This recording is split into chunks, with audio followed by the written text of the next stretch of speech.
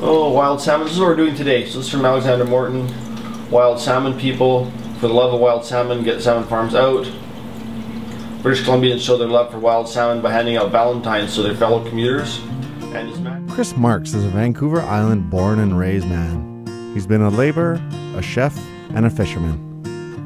Chris is an active member in his community, taking part in regional transit, community planning, and advocating for freshwater salmon all year round. Chris has had a chance to travel the world, seeing places like Italy and London and Russia, but the love of the ocean is what has always brought Chris Marks back to Vancouver Island. Chris is also a Camosun College student taking a business program, as well as sitting on the Camosun College Student Society board.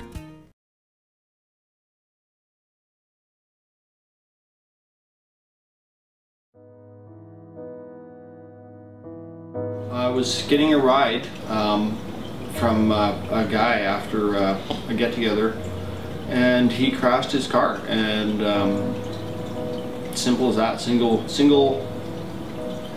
vehicle, motor vehicle accident.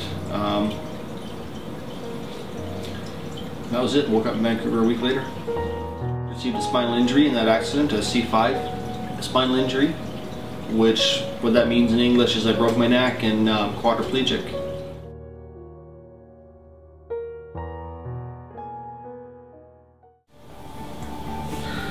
Good morning, buddy.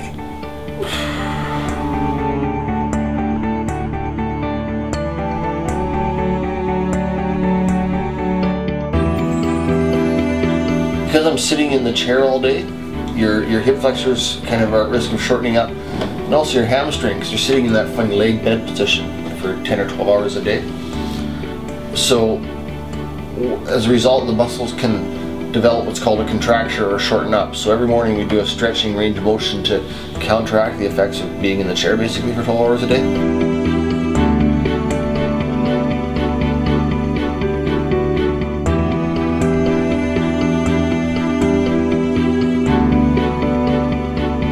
This is one of the more important stretches that the physiotherapists teach you, even just laying on your belly.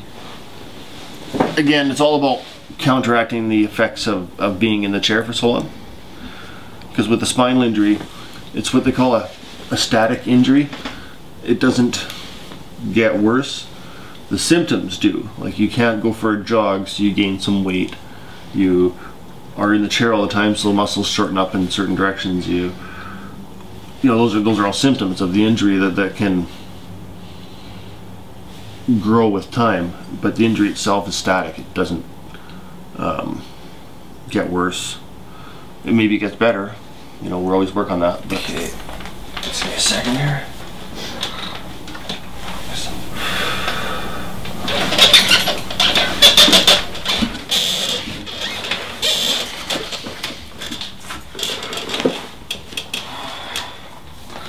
Okay, step one.